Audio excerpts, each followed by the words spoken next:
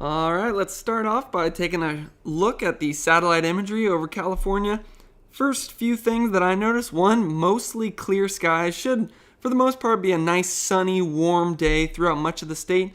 And one other thing is you notice the marine layer is easing up a little bit from what it has been the last few days. Last few days we've had those low clouds and that fog over the whole Bay Area, all the way through the Salinas Valley, covering all of Los Angeles. And you can see there's still a lot of it down in SoCal, but you can already start to see it burn off. Should be transitioning towards sunny skies by the time we get into this afternoon. Now, while that sounds like there's not anything going on, just warm, sunny skies, there are some big stories to talk about in California. The first one is the big story over the next 2 days. That's going to be the high winds, both in Northern California and Southern California. We're going to have some gusts getting over 50 miles per hour. And then that's being caused by this low pressure system that's coming through. And I've got a little bit of a surprise for what that low pressure system could be bringing on Thursday and Friday. So let's just dive into it. Actually look at what the overall weather pattern looks like right now. There's that low that brought those thunderstorms the last few days. That, as you can see, is officially over places like Arizona and New Mexico. So no more thunderstorms throughout the day today. Now, we just have this mini little ridge sitting over us. That's what's bringing our temperatures up. That's what's pushing the marine layer back into the ocean. And that's what's just making those nice sunny conditions. Now, those nice sunny conditions are going to be spoiled by this large trough already starting to work its way into very northern parts of the California as early. You'll start to feel the effects as early as this evening, as some of those winds really start to kick up. And then that's going to be driving our weather over the next few days as that large low just drops all the way down into California, even drops all the way down into Santa Barbara and Los Angeles later into Thursday and Friday. So what that's going to do, just based on that blue color there, you can see it's going to be bringing some cool temperatures down with it. But then the other thing you notice is how close those lines are together. When you see those lines that close, that means there's going to be some high winds, and we're certainly already going to be feeling that as early as this afternoon. So let's just take a broad look at the temperatures over the temperature changes we're going to be seeing as that low drops in. So first, remember, we just had that nice little ridge sitting over us. If we go back to the beginning, you can see that nice little ridge. So right now, much of the state is actually above average temperatures. You can see in northern parts of Sacramento Valley, we're 15 to 20 degrees above average. San Joaquin Valley, 10 to 15. And then throughout much of the state, for the most part, we're in the red. You got a couple areas here, especially along the coast, where we still have those onshore winds pushing in some cooler coastal conditions. But for the most part, we're above average temperatures with that little ridge. Now, that's going to start to be spoiled as early as tomorrow, where, remember, that low first dips down into NorCal, and you can see the effect that has on our temperatures. Northern California transitions to 5 to 10 degrees below average, while Southern California hasn't been affected by that low yet, so you're still above average.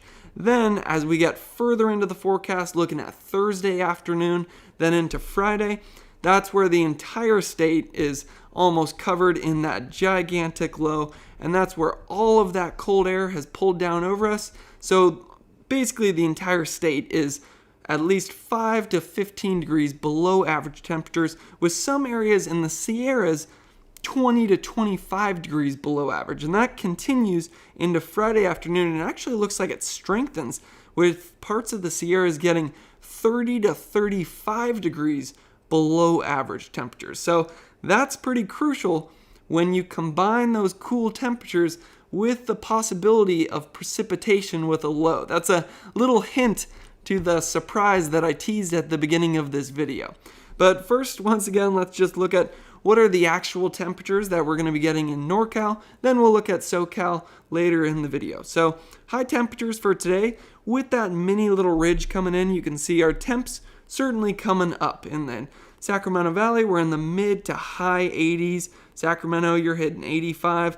Santa Rosa and San Francisco, like I said, there's still that onshore flow from the ocean, so that's what's keeping those temperatures a little bit cooler than they otherwise would have been.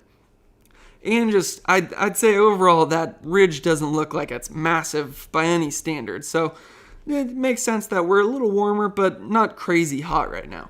So this is what it's going to start to look like tomorrow, and this is where you can actually start to see the first effects of that little low pushing into the very northern parts of California. So this is tomorrow's highs. Now you can see places like Redding in the low 70s, and then much of Sacramento Valley in either the high 70s or low 80s instead of the mid 80s to high 80s. Then you can also see Santa Rosa and San Francisco remaining cool, with San Jose just hitting 61 tomorrow. Then if we look at Thursday, that trend should continue and actually increase, that cooling trend, as much of Sacramento Valley gets in the low to mid 70s, and then there you start to see those freezing temperatures building into the Sierras. Anytime you see that blue color there, that means you're below 32 degrees, so that means any precipitation that might fall would fall in the form of snow. Another little teaser to the surprise right there. So then let's just look at Friday. Similar story, but looks like we start to warm up a little bit on Friday as that low moves farther into Southern California, but still right around average conditions once we get into Friday, just in the high 70s, not anywhere near those 90 degree temperatures we have been having recently. So the big story, I think, over the next 2 days are the winds that are going to be associated with this low as it drops down. So if you're in San Francisco, you actually probably started to already feel some of those strong winds last night.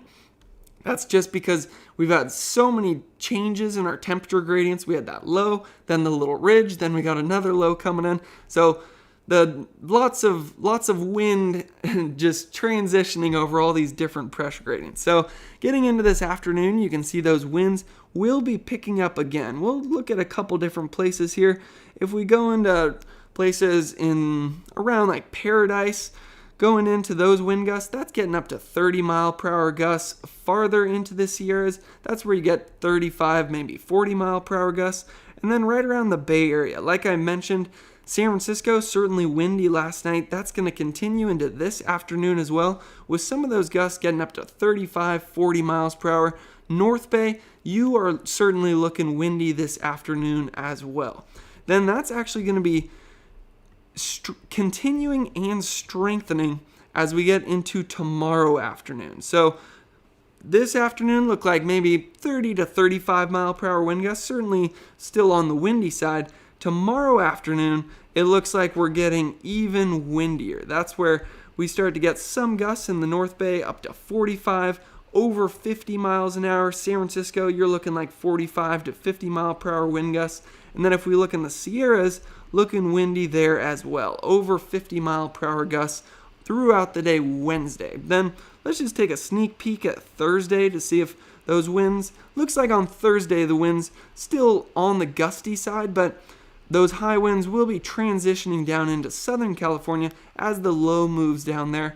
So still windy on Thursday, but not as windy. Now, I know what's probably the first thing you thought of when I said high winds in the North Bay, and I showed some gusts coming in here at about 45 miles per hour. The first thing you probably thought was, oh, fire danger. And that's the first thing I thought too. So there's a few different things I checked. One, you look at the direction the winds are coming from. It looks like they're coming from the ocean, so what that's going to do is actually reduce your wildfire risk. So that's looking at Wednesday at 4 p.m., but because those winds are so strong from the ocean, you notice that the temperature, if you click there, just showing 58 degrees, Petaluma 64 degrees. If we go up into places where we actually get some of that fire danger, still in the 60s. So that's why I'm not too worried about these extreme winds when it comes to the wildfire damage. Now, with that being said, there's still things that just winds in themselves can cause, like breaking some tree branches, knocking out some power.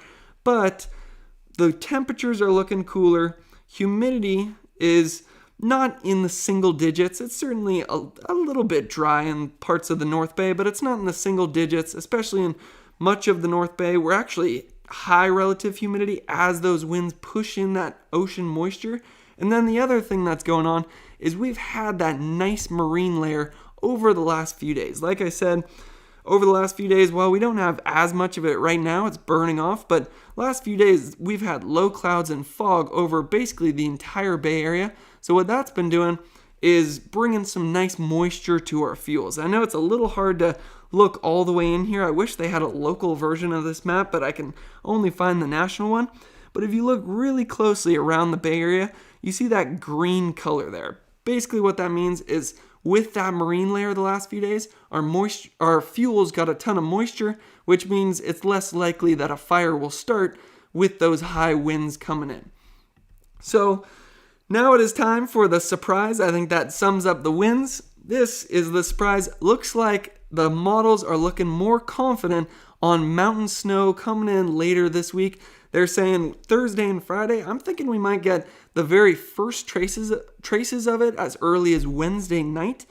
But, I mean, it depends on your outlook. Maybe you're tired of winter weather and you don't want any more snow. But my main concerns are always drought and wildfire. So getting another, look at some of the totals in here. 1 to 2 inches, 4 to 6 inches, 6 to 8 inches. So when it comes to drought and wildfire, that's great news because one of the factors that plays into wildfire is the snowpack. So great to get some more snow. That helps with our water supply and then also helps to slowly drip some moisture into our fuels in the Sierras over the next couple of months.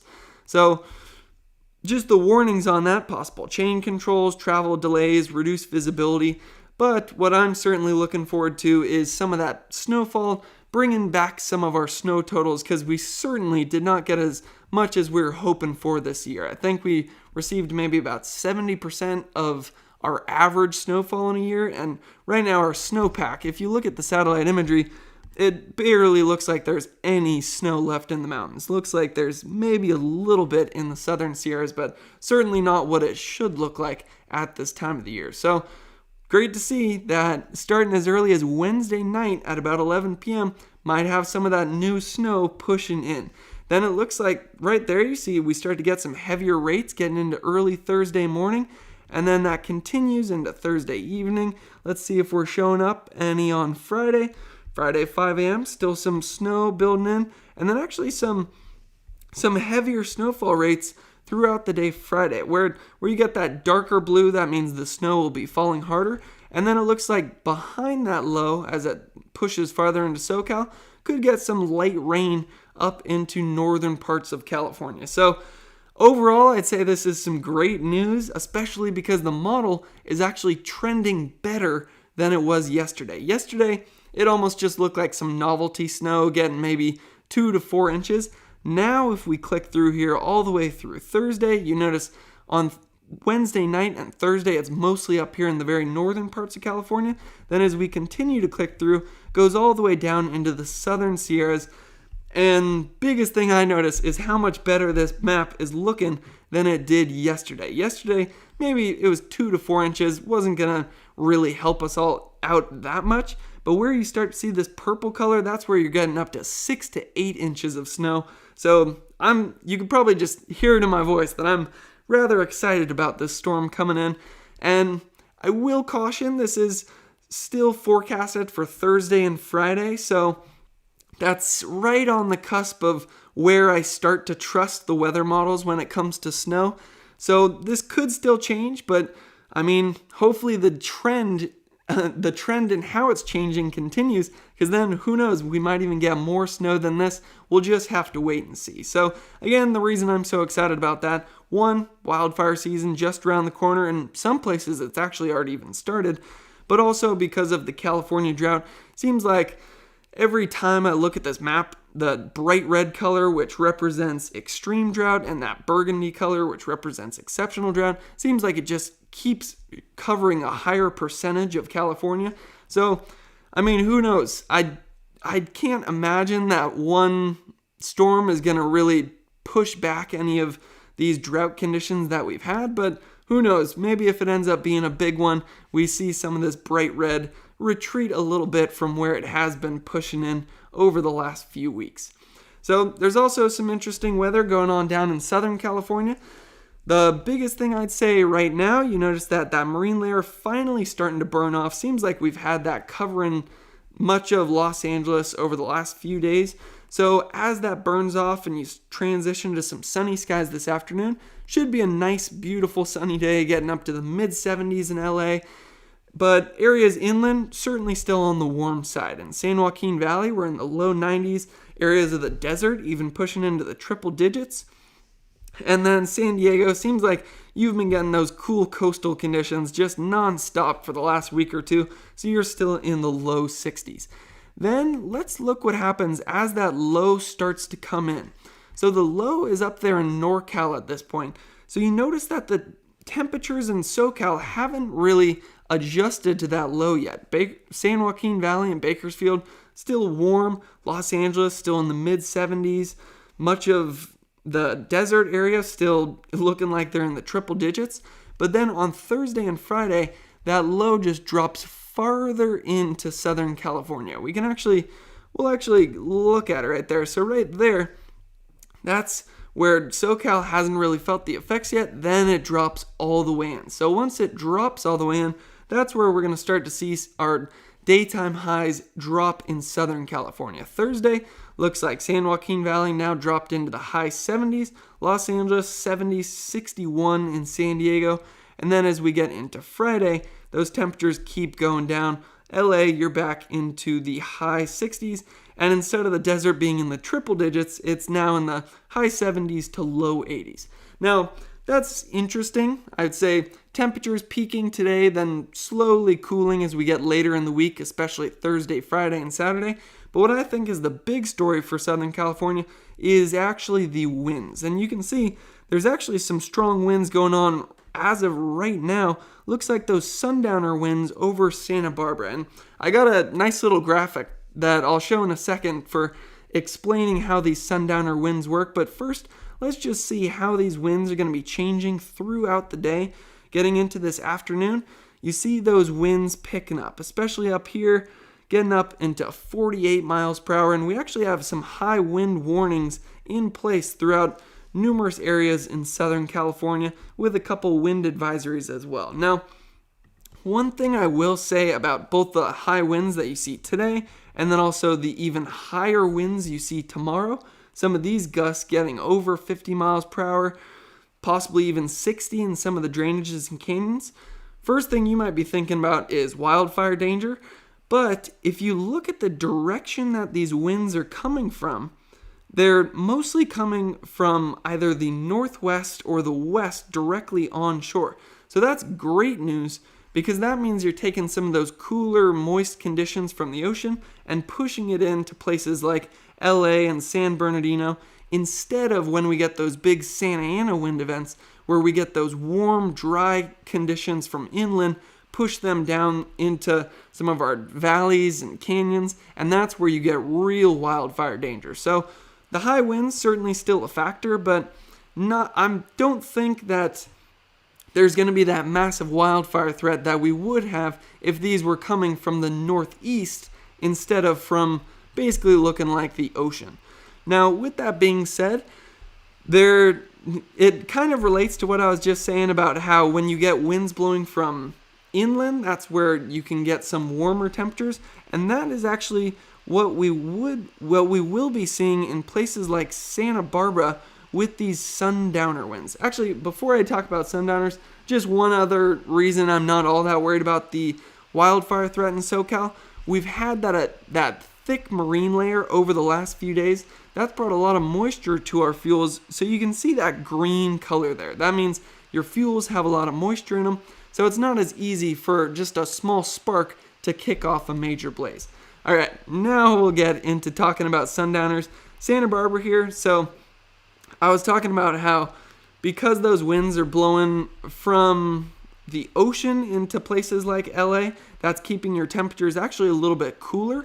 Whereas the opposite is happening in Santa Barbara. For you guys, the winds are coming from the north directly over the Santa Ynez Mountains. So that actually is bringing some warmer conditions to your area. And why are sundowners important? It's because it brings those warmer, dry conditions along with those those high winds that you could have the possibility for some wildfire threat. Now, again, I don't think there's as much of a worry for that right now, just because we've had such a great marine layer over the last few days, bringing a lot of moisture to our fuels.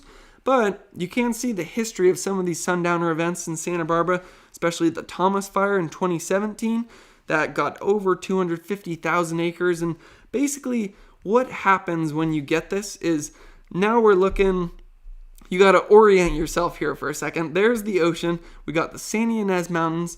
Santa Barbara would be right between those mountains and the ocean.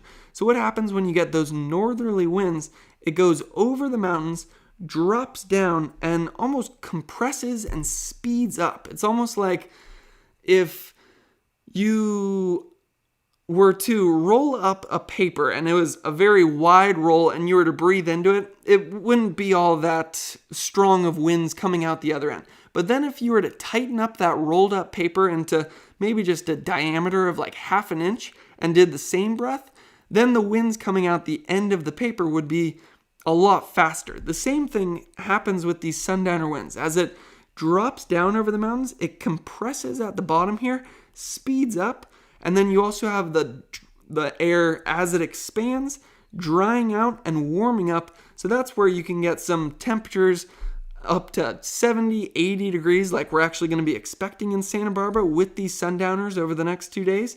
But that's where you can also get some dry air and some winds with that possible wildfire threat. So that I thought was just a interesting little science lesson to go over, just because this actually was originally going to be my master's thesis project until it got canceled because of COVID. So when I was reading the forecast discussions this morning and they were talking all about sundowners, I thought it'd be a good chance to show some of the old graphics that I put together for presentations back in the day. So now we'll just take a quick look at the live chat, see if we've gotten any questions or comments, and if not, I'll maybe wrap it up. Yeah, it looks like not any questions in the live chat, so I think that could be a good place to end today. Big thing I will say is stay tuned for the next 3 days, because the big thing that we're going to be watching is how much snow are we going to end up getting. I'm certainly hoping that this map comes true, that we end up getting 4 to 8 inches of snow, but who knows, could get even more, so we'll just have to wait and see what happens in the weather forecast. Thanks for watching.